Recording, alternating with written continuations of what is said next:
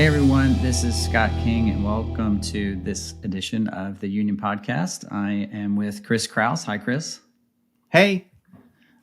Chris, we get a lot of questions about using LLMs inside of a company, right? There's a lot of security and privacy risk. Everyone is concerned about their data being misused, the data leaking, what kind of compliance rules apply to my business. So let's walk through that a little bit about what can you really can do about it. Should you be concerned, and like how can we alleviate some of those risks for the very privacy and security conscious? So any opening remarks on this? Yeah. So to help frame this, if you think about a lot of people, the way they know about ChatGPT and Gemini and these tools is their kids I know some people are checking their children's homework with it. They put some paragraphs in there and say, please validate the facts in these, or help them build an outline for things. So they're used to using these, but it's in the home setting. So there's nothing company proprietary or shattering about a report on, World War I or Albert Einstein, right? Or Lady Ada Lovelace, right? But when we talk about company materials, we've all gotten documents, and some companies are good. They company confidential, proprietary, NDA required, right? There's all sorts of types of documents we have in a corporation. Some of them are on our website, our data sheets are white papers. Others are actually inside the company, and they're considered trade secrets, or they're things just for employee consumption. So yeah, we're actually talking about how do you get the power of generative AI to help you solve things, but that's the documents we're talking about, where you actually have some known security that you want to be respectful of. Right. And not only is it documents, right? I mean, we have data sources inside of our companies where we keep customer data. Obviously, people would be concerned about, sending customer data, sales orders, what have you, right? Because that's PAI. So let's talk about the data leakage aspect. You talked about not for distribution and marked confidential. How is that a concern? Like if it's marked confidential, then everyone knows not to send that, right? Well, there's that. We learned that we shouldn't do it in training, and then does it actually happen? So say you have a free account to Gemini. I have a Gmail account, I can log into Gemini, or I have a free ChatGPT account. There's nothing that says I can't cut and paste something from a company confidential document into there and ask it to summarize it or give me a bulleted list of things, right? So anytime you're using the free ones, you have that concept of I can literally just cut and paste anything I want. Like the security software doesn't prevent me from selecting and copying and pasting things, even from PDFs, Excel spreadsheets, things like that. So there is that data leakage of, okay, people can get to the data. If they're allowed to read it, then they can get to it, right? And so that means they could be pasting it into, say, a free account for Gemini or ChatGPT. So the problem is, in that case, you're actually technically putting company information, maybe it's marked confidential or proprietary, into those engines. Now, when it's a free account, the security and the training in that is very different than if it's a corporate or paid for account. So there are multiple types of ChatGPTs out there. You may not have known that there's Teams, there's Enterprise, there's API access. So this first use case we're talking about, literally, you're just using the free one. You don't have to log into it, and you're just using it back and forth. And so part of the license that you didn't read and said, yes, let me in, I need to solve this homework problem, said that they can train on your data, which means and it's not a bad thing. That means they're just trying to understand what's words on page that they need to understand how to read, how do they get the intent of, is there facts inside of there that are important that they can add to the corpus of knowledge, right? It's not necessarily bad. It does make ChatGPT better by training, but it's just you may not want to do that if it's a company proprietary document. Does that make sense, Scott? Yeah, and then that's everyone's first entry into the LLMs, right? I log on. You don't even have to be logged in to actually paste content in there, right? You can stay logged out. But yeah, there's so, I mean, we subscribe to so many services that no one reads all the T's and C's. And it literally, when you paste stuff into the free account, it says, hey, by sending the message, you agree to the terms, and don't share sensitive info. And the info you put in here may be used to train future models. I mean, it says that, right? Yep. So everyone's rightfully concerned. So how do we get out of that? So if we pay for an account, which is even if you pay for like Plus, this doesn't apply, right? You have to have the enterprise, the API access, or the Teams access. What are the data leakage concerns and the privacy concerns around the paid accounts? Well, so that you can still have that problem of cutting and pasting information in there. So now sometimes the paid accounts, like a Plus account, will actually let you upload a Word document versus having to cut and paste it in, right? So they do make it a little easier to interact. You get some couple extra features, you get some priority, but still there's nothing that's preventing someone from not thinking twice, like, oh, well, they all say proprietary in the bottom. What does that mean? It's like, every PowerPoint I've ever seen says company confidential. What does that really mean, right? So it's there. You still have that problem where people can inadvertently, and sometimes it's not a big deal. It's a PowerPoint you present to everybody. It says company confidential just because. And other times it may actually be like, we're working on patent findings. We're looking for prior art of something, which means we're researching something that's specific to innovation in my company. So it's like that judgment call that does something to say proprietary. Could I paste in or not? Nothing's going to prevent that. Right. People still lose laptops. They have all kind of information on their mobile phones. Companies use X number of cloud services. They don't seem concerned about that. But when it comes to the LLMs, they seem to forget that they're already using all these cloud services. And they're really concerned about data leaving the organization when it already does leave the organization, but in a secure manner, right? Yeah. Yeah. What about the content? So if I put something in there and the generative AI actually produces something new out of my data, or supplements what I put in there, what about the ownership rights? Like, who owns the content? Like, let's say the inputs and the outputs. Yeah. So the ownership, and this is something they list inside of there, like the ownership of the output of that is not property of the AI engine. It's actually your property. It's like, if you've asked a creative question to get an answer back, what comes back, that answer is yours. So they're saying that information, that the answers that you get or the summaries or what have you, the ownership of that data is yours, and you're free to use it. So you can, put it in on your web page as a paragraph. You can put it in an email to use it. So that the data that goes back and forth, like the answers to questions and summarizes and research it does, you do have license to use. So you can actually use that data. Yeah. Can you imagine like citing every source that was produced by Gen AI? It would be the internet, bibliography at the back of your paper. I mean, it would be Paragraph. riddled, right? And then they would retrain, and then like, oh, we wrote everything. I never really thought about that, but all right. So we talked about the free accounts; those are dangerous and need to be governed.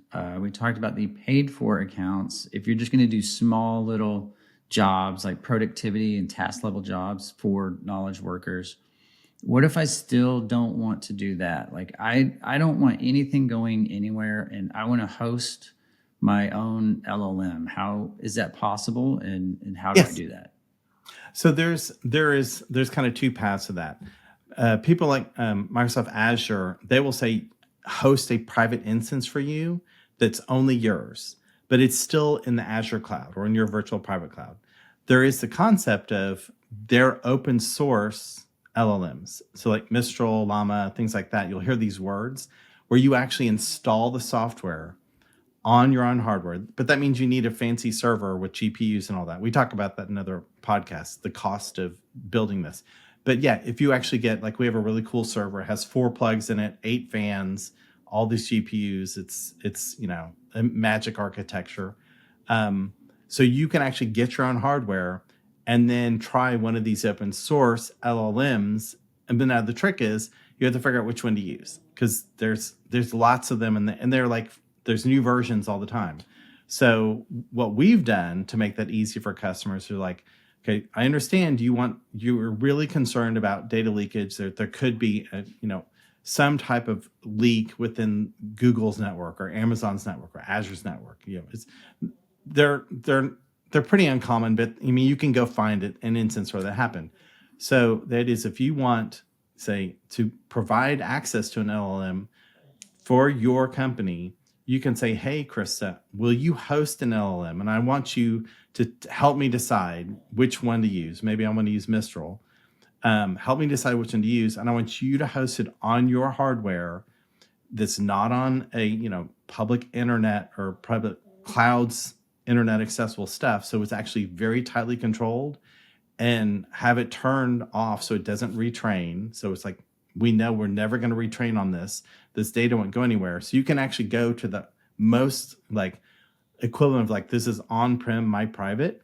It's possible. It's, so if it's things like, maybe it is like understanding prior art for patents, because someone could figure out what are you doing your research on? Yeah, that makes a lot of sense. Now, if it's like summarizing 3 invoices for a customer, it's probably a little bit overkill. So you may end up with wanting both. You may have some, say, enterprise paid for API access, because it's customer support stuff. They're questions that you get on the website. They're questions that you're coming some questions from customers, and then there's okay, I actually want to make sure that there's no way that this data goes to one of the major providers. So I have the most control over it. It's within my hardware, if you will. I can make sure that it never retrains, things like that, to give you like the highest level peace of mind. So you do have options. So it's none of these are, you can't do it. These are, okay, how important and risk averse are you to the data? And then we say, what are your options for getting to an LLM to help do the job?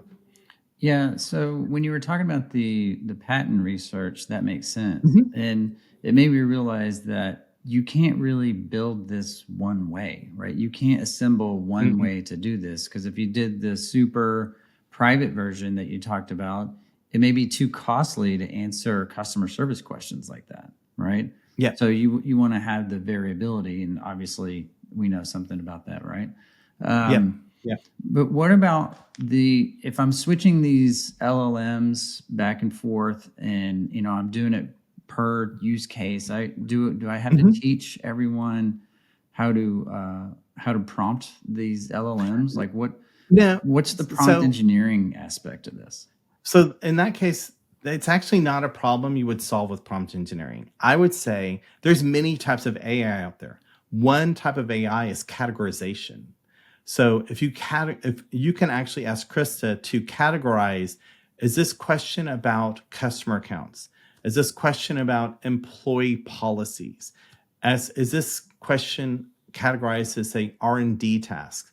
So you can use what's called a categorization engine, which is a different type of AI. But it's good about grouping things. These things look similar. These things look similar.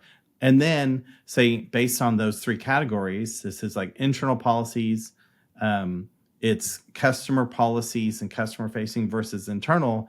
Have Krista say, okay, based on you've categorized this, now send it to the right LLM in the background. So that way the people don't have to know that. That'll be a lot for people to understand. I'd have to have a post-it note. So which one do I use for which? So you can actually use a different type of AI categorization and have Krista categorize it and say, okay, based on this category, I know to route it to these different locations. So with that, if I didn't use Krista to do something like that, and I did want to start with, for instance, co-pilots, right? Like, would I have to remember? So basically, when you were talking about you have to remember which LLM to use for which use case, I would, if I had more than one co-pilot, I would have to remember which co-pilot does what, right?